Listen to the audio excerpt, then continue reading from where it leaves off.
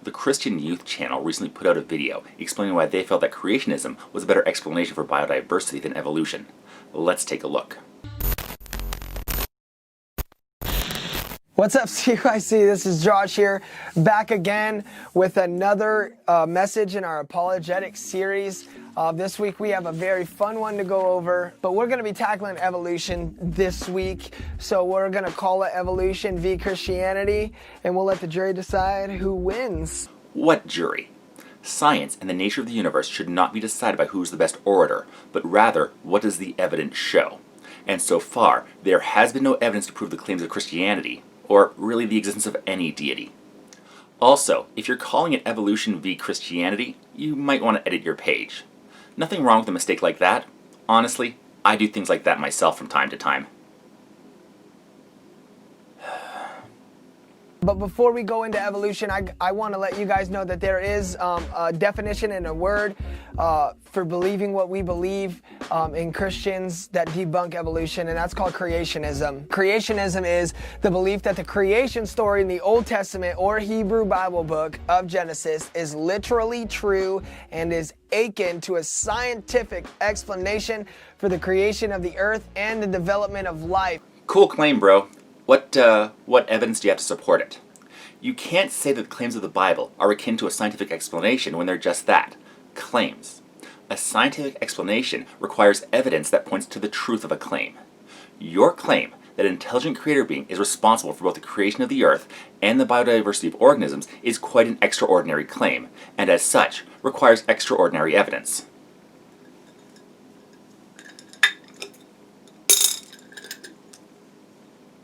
If that's your belief, that's fine. But remember that belief, on its own, can't debunk anything. People can believe whatever they want, but belief doesn't change anything real. I can believe with every ounce of my being that a huge heaping plate of poutine is good for me. But that belief in no way makes a meal of deep-fried potatoes, gravy, and cheese curds anywhere near as healthy as a plate of celery. If you want to debunk something, then you need evidence, not just belief that it's wrong. That is a very long definition, so let me just say the creationism means that we believe exactly what the Bible says, and we believe it is true, word for word, verbatim, and there are no gray areas. Now, evolution, on the other hand, is kind of different. And evolution, in a sense, is the belief that human species derive from non-human species, from molecule to man. And this concept was created or theorized. I need to say theorized because we all know what a theory is, right? It's a supposition or an idea of something that may or may not exist. First off, do you understand what a scientific theory is? You seem to be using the colloquial version of theory, meaning a guess. In scientific terms, a theory is an explanation of an observed phenomena that has been repeatedly tested and verified. Scientists don't just say, well, I think this is it, and I'm wearing a lab coat, so you must believe me. They have to show evidence their theories are true. Now, I'll be the first to admit that any scientific theory could be wrong, and many have. New information could come to disprove any theory we have, or provide a better explanation. Theories are basically the best explanation we have right now. But if new evidence is brought forward to change the scientific consensus, then honest scientists should be willing to go where that evidence takes us. What you're describing as a theory is more akin to a hypothesis. Evolution has moved beyond that in the scientific canon. It has been shown over and over again that organisms have small genetic differences from their parents, and if these differences allow the organism to thrive, then they are passed on to the next generation. As a side note, evolution is not just about humans. It encompasses an attempt to explain all biological diversity on the planet.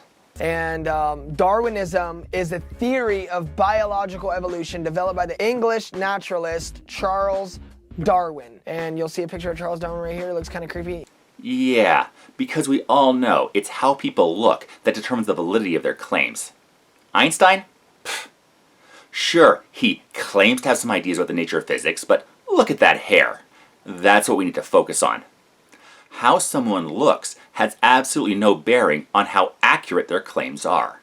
I mean, I could try to dismiss your arguments in the same way you dismiss Darwin by saying that you look like the bastard love child of Kenny G and Carrot Top. First off, that would be petty and mean of me, and I'm above that. And second, it wouldn't mean anything in regards to your arguments. So, I wouldn't dare mention how I expect you to break out the prop comedy while playing some smooth jazz saxophone. Do we really want to get to the point where you should only listen to somebody if they're aesthetically pleasing? Right, I guess. Scientific discoveries are not accepted or dismissed based on the looks of the person making them, but rather the evidence behind the conclusions they draw. We have evidence that mutations cause organisms to be born slightly different from their parents, and these changes build up over generations, eventually leading to speciation. What evidence do you have for your claims of an intelligent deity behind, well, everything? He literally believed that humans weren't created by God. He literally just theorized the basic evolution. And then along the lines, over the years and years and years, just like all theories, more ideas got thrown onto that theory and it stuck. Like the idea that we come from a rock, or we evolutionized from a rock or a worm or whatever. It's funny you bring up worms. Scientists recently found what was believed to be one of the oldest ancestors of humans, and many other animals, the Acari wariotea. It was a tiny worm-like creature, like you said, that is one of the oldest bilaterally symmetrical organisms ever found, with a distinct front and back end. It was a major biological discovery. Now, Darwin was not the first to posit that organisms came from previously distinct ancestors. The idea that species change over time was accepted by ancient Greeks, Romans, and even medieval Islamic thinkers. What set Darwin apart was the fact that he worked out the mechanism for such change, natural selection. In a nutshell, organisms are slightly different from their parents. If this change is useful to the organism in some way, making it a little faster or better camouflaged, for example, then it will be more likely to breed and pass on that change. Over generations, these changes build up enough to result in new species. Additions to the theory of evolution are not just thrown on. When things are added to our understanding, such as horizontal gene transfer, for example, it isn't just a guess, and scientists don't just say, hey, let's throw it on the pile. But rather, research and study before any new hypotheses are claimed to be correct. So I have a little illustration to kind of debunk that already, because a lot of their problems with what we believe that God brought man out of dust, Adam, is that they look across the board of all species that are alive, living, breathing organisms, and people notice, which is true, we all have similarities in our biological makeup, whether it's our skeletons, our blood, the oxygen we need, the vitamins we need. We all have similarities in all organisms all across the board. So people think because of that we evolved from the most basic one of those life structures, or whatever you call it. And because we all have similarities, that we all come from one and none of us were created or meant to be different, because they see the similarities in our chemical and biological makeup, they believe that we all stem from one singular non-human species. But I believe, and many Christians believe, that we stem from, and we all have the similarities in our biological makeup and chemicals and the things we need, nutrients we need, and all this stuff, is because we have the same handprint, which means we were made and created from the same creator. They don't see that, but that's what we believe. Go ahead and believe it, but what is the evidence for it? I would rather accept what can be proven and admit when I don't know something than blindly embrace a claim that has no evidence behind it. You are correct that just because some organisms look similar doesn't mean they're closely related. In an earlier video, I talked about convergent evolution. That is, organisms living in similar environments tend toward looking similar because they're given the same environmental pressures. For instance, birds, bats, and pterodactyls are genetically separated, but have similar shapes because that's the best shape for flight. But it's not just similarities in organisms that points to evolution being true. If you look at the fossilized remains that we have found, comparing the location and, more importantly, the age of the fossils, you can see a slow but gradual change over time, linking vastly different organisms. We can see the slow change in fossils over time, going from simple creatures to more complex ones. Changes. Turn and face the strain. Changes. Don't wanna be a richer man. Changes. Turn and face the strain. Changes. It's gonna have to be a different man. Time may change me, but I can't trace time. We done? Good. But you had an illustration you wanted to use? If we take a look at some of the most modernized inventions now, we'll look at the Apple products for now. And if you take a look right on the screen, you'll see the first iPod ever created. And then you'll go along and you'll see an iPod Nano, and then you'll see an iPod Touch, and then you'll see the iPhone 3GS. You guys never seen this one, but this thing you could throw through a brick wall and it would still work. And then you'll see the iPhone 5, and you start to see the designs start to change, and then you'll see the iPhone 8 or whatever, and then you'll see the new iPhone 11 Pro Max or whatever you call it, I don't know. But basically, the same similarities in the iPod Touch, you see variations of those in the new iPhone. They're capable of holding music and listening to music with headphones and all this stuff.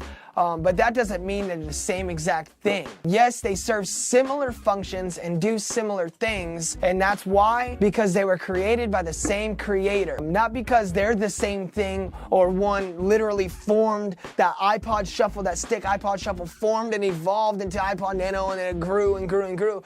No, it was created specifically each time to have similarities and differences and different functions, all by the same creator. So I wanted to use that illustration to make that real for you. There's one small problem with your analogy. iPods and other similar music players like these do not reproduce. That's one of the fundamental aspects of biological evolution. Replication with slight variation. I'm a poet and didn't even know I was rhyming those words, but it happened anyway. If you take a handful of old iPods and leave them together, they will not create new iPods that are similar but with minute changes.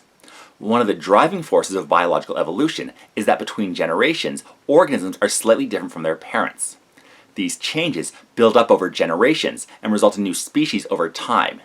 The iPods in your example don't. Remember, just because one thing was designed doesn't mean that everything was designed. We can accept the idea of an item such as a digital music player being made by people because we have evidence of man-made items and, well, evidence of people.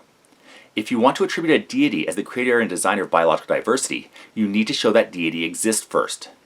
Remember Occam's razor. The simplest explanation is usually the best one. Evolution doesn't need to assume the existence of a designer in order to explain biodiversity, but creation has to posit the existence of a creator that we have no evidence for. Show the evidence for such a creator, and we'll have to follow where that evidence goes. Here's where the rubber meets the road right here. Evolution is all about biblical illiteracy and inerrancy, which is the real epidemic now in the world. Right.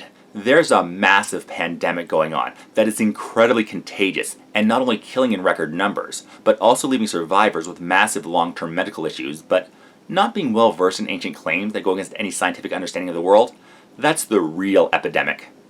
Glad your priorities are in order. There are Christians in this world that believe in evolution, and then they believe that Jesus Christ died on the cross for us and then rose to give us eternal salvation. But let me tell you, if you are a Christian, if you don't believe in Genesis 1:1, then you don't believe in John 3:16. If you believe that God sent his son and he walked amongst us and he died on the cross and rose from the dead, then you need to believe that God rose Adam out of the dust and he was divinely and directly and purposely created. If you want to believe that, that's fine. I would never think of taking that away from you. But if you want to be intellectually honest and believe the Bible is inerrant, then you have to reconcile your beliefs with the fact that the observable world does not comply with the claims of the Bible. Some of the big stories, such as Noah's Ark, contradict what we know of the world. The volume and pressure needed to produce a worldwide flood would have rendered the planet uninhabitable by just about all land-based creatures, and what would have gotten off the boat would not have been enough to sustain any kind of population. Plus, a flood that would have covered the world would have, both by definition and design, destroyed the other civilizations out there. But we have uninterrupted historical records of civilizations like Egypt and China that were definitely not wiped out. As you said, there are Christians out there who can reconcile the fact that evolution occurred and still believe their deity exists. They simply regulate the unbelievable stories in the Bible to fables meant to convey a parable to the readers. They're able to accept that humans evolved and think that thanks to God's sacrifice to himself, I guess, they can enter the kingdom of heaven. Who are you to tell these people what they're allowed to believe? People don't believe in God because of evolution, which is funny to me because evolution never directly goes against God. My unacceptance of the claims of a deity have nothing to do with evolution. I say I don't believe there's a God because I haven't been given any evidence that there is one. However, there was a point in my life where I didn't accept the claims of the existence of God or evolution. My issue with evolution was that I didn't think mutations would happen enough to cause all the biodiversity on the planet. But at the same time, I didn't think there was evidence for a God either. Now, I did my research and talked to experts, which helped me understand how often mutations occur and how quickly they can move through a population. New information was brought to my attention that caused me to update my understanding. What evidence can you supply to help change my understanding on the existence of a deity?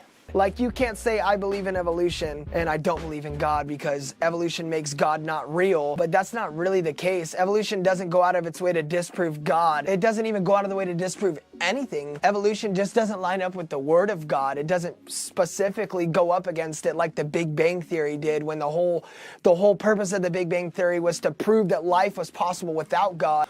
No, it's not.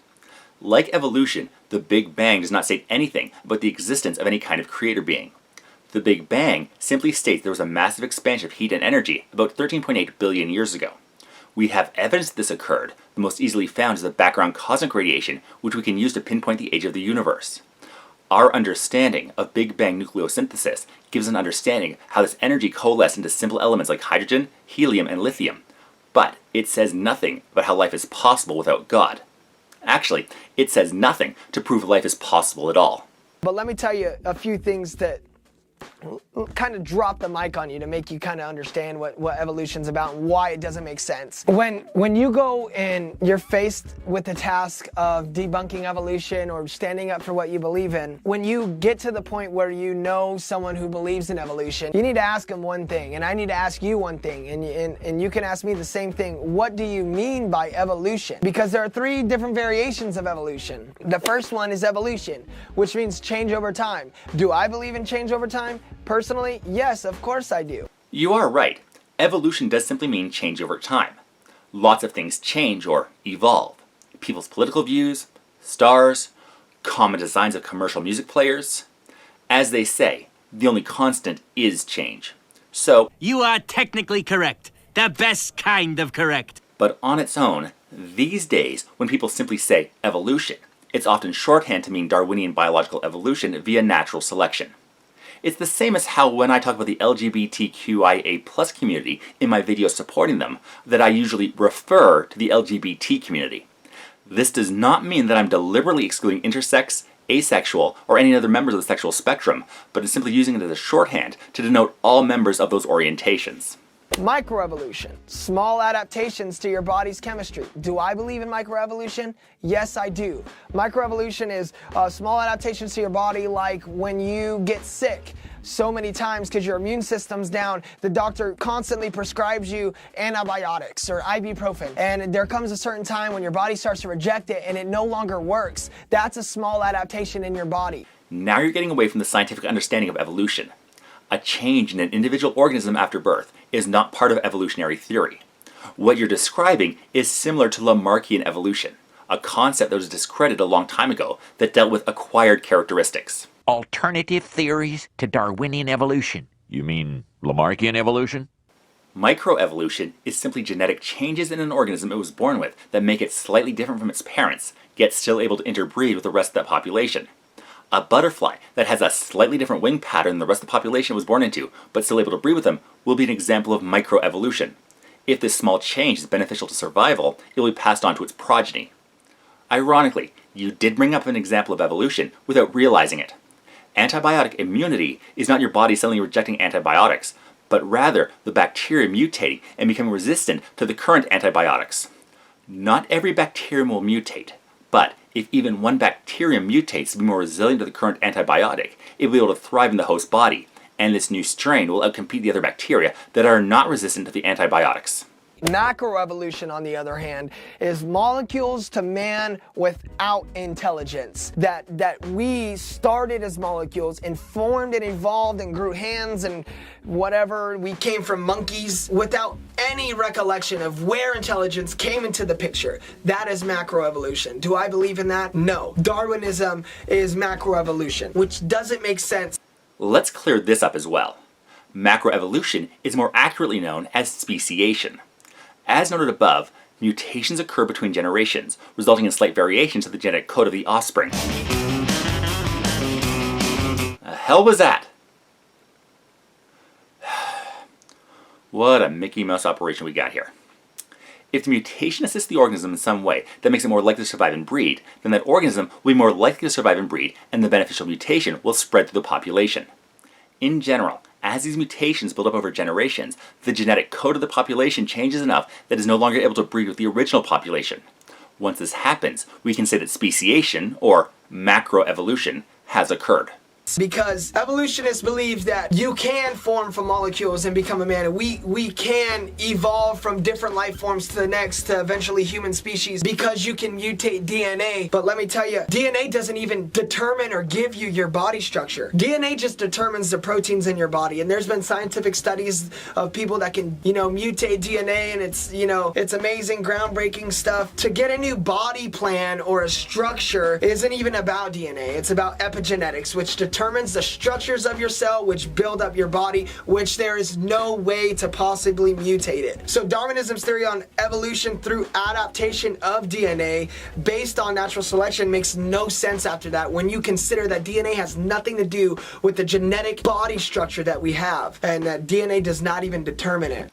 The reason it makes no sense to you is that you're spitting out biological terms that you obviously have no understanding of. Look, technobabble is great for fictional stories. This is what makes time travel possible. The flux capacitor. It looks like the neutrinos coming from the sun have mutated into a new kind of nuclear particle. He'd have to heat the cube to 120 million Kelvin just to break through the Coulomb barrier. Unless Selvig has figured out how to stabilize the quantum tunneling effect. But if your intent is to educate people, you might want to learn what you're talking about first. Now, let's talk about how humans and other animals form. Grab a coffee. This might get a bit long, and even in this case, I'm simpling it down. Yes, DNA does dictate how proteins in the body form, which determines how a cell develops. It's paracrine signaling, which tells the DNA what proteins should be made and where and at what times the proteins will form as an organism develops. This is just scratching the surface, but chemical signals in the developing fetus dictate which cells will become what. If an area of the new embryo receives a certain amount of hormone X and a certain amount of hormone Y, that instructs the DNA to produce the proteins needed for heart muscle cells, for example. In other parts of the body, the DNA will get the signal to produce bone cells. It's a very intricate process that has developed over time. Now, DNA can tell the cells how to create every protein the body needs. Changes in the DNA between generations result in cells forming slightly differently. Muscles that are a bit stronger, bones that are a bit lighter, and changes in the paracrine signaling process can form a body differently. What is being done with epigenetics is basically studying how to cause DNA to produce protein in cells that don't normally produce those proteins. For instance, causing what should be skin cells to produce bone proteins. But, unlike what a lot of woo peddlers are claiming these days, it doesn't mean that we can create any form you want. It's limited to the protein that the organism's DNA can already make. Any living creature on Earth, we all have genetic limitations. We can use our minds and science and whatever we want to try and breed dogs to whatever kind of breed we want, chapoodles or whatever, chihuahuas and everything like that, and big dogs and bigger dogs and tiny dogs and teacup chihuahuas. But no matter what, we cannot break the genus of dogs. It will always be a dog. Just like you can have a big mommy and a little daddy and it makes a medium-sized person, but it's always gonna be a person. It will always be human species that cannot be broken. There are genetic limitations on all living organisms. Yes, every organism will have offspring that knock it off. Offspring that are genetically similar to their parents. However, they will not be complete clones. As I've said, genetic mutations occur between generations. This has been measured and observed. My kids were born with My kids were born with a handful of mutations that separate them both from me and their mother. I have several mutations that separate me from my parents. They have mutations that separate them from their parents. If we go back far enough in our genetic lineage, we would find something that we would not consider human at all, but still a primate. Go back further and further, and we'll eventually get back to a common ancestor like Icaria warietia that I mentioned earlier, and even further back, basic, self-replicating molecules. Nobody expects an organism to be born a completely different species from their parents, but rather, small changes, guided by natural selection, will slowly, but eventually over time, build up to completely new organisms and body structures. To take your dog example, let's say we take a population of modern dogs, separate them, and put them in an environment that was difficult to survive in. Those dogs would evolve to thrive in that environment, but would still be able to interbreed with other dogs for a while. But after many generations, mutations would build up, and over enough time, that population would be as physiologically and genetically distinct from modern dogs as modern dogs are from their ancestor Dormilolocon latori. Life came from God and didn't evolve before God or outside of God. Cool claim, bro. What evidence do you have of this God? Seriously, what evidence do you have to support the claim there's an intelligent creator being out there? Scientists will say, give me enough time and we'll find evidence that evolution is real, because they don't have concrete proof or evidence yet. That is taking a stance of faith. That's a faith stance. Give me enough time and I promise you it'll become real, or I'll show you and I believe that it's gonna happen. We have tons of evidence that evolution is real. We don't need to wait for it. The Lenski experiments show that simple E. coli bacteria mutate, and if that mutation is beneficial, then those mutated bacteria will thrive. We know that organisms change. That's not a stance based on faith. It's one that has evidence behind it. But that doesn't make sense, right? That they can say that and it be anything debunking what we believe, because we can tell them, just have faith and just wait and God will show up in your life, and there's no hope for them believing in that, right?